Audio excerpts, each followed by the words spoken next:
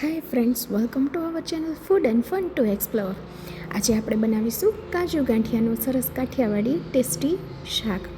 સૌ પ્રથમ આદુ, મરચાં અને લસણને આપણે ક્રશ કરતા હોઈએ એમ ક્રશ કરી લેવાના છે. ત્યારબાદ પેન લઈ એમાં આપણે ઘી એડ કર્યું છે. તેલ પણ લઈ શકો છો, પણ આનાથી ટેસ્ટ મસ્ત આવે છે. અને જીરું નાખ્યું છે, હિંગ નાખ્યું છે, લાલ મરચું નાખ્યું છે, સૂકા મસાલા નાખી એમાં એડ કરી દીધા છે. અને ત્યારબાદ એની અંદર જે આદુ, લસણ અને મરચાંની પેસ્ટ હતી એ એડ કરી અને સરખી રીતે સાંતળી લીધી છે.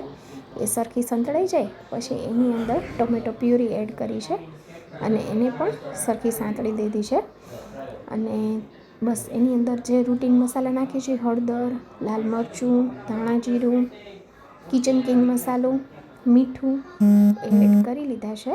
અને સરખી રીતે એને હલાવી જ્યારે તેલ છૂટું પડી જાય એટલે સર્વ કરતી વખતે જ એની અંદર ગાંઠિયા નાખવાના.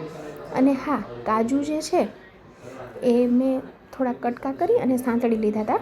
એને કોથમીર એડ કરીને સર્વ કરવાનું. જરૂર ટ્રાય કરજો. Thank you.